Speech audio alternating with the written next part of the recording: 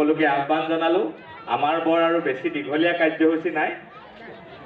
আমি আমাৰ সন্মানীয় নিৰ্দিষ্ট বক্তা বাপৰ আমি বক্তব্য শুনিম। তাৰ আগতে প্ৰধান সম্পাদক বাপক মই একাষাৰ ক'বৰ কাৰণে অনুৰোধ জনাইছোঁ।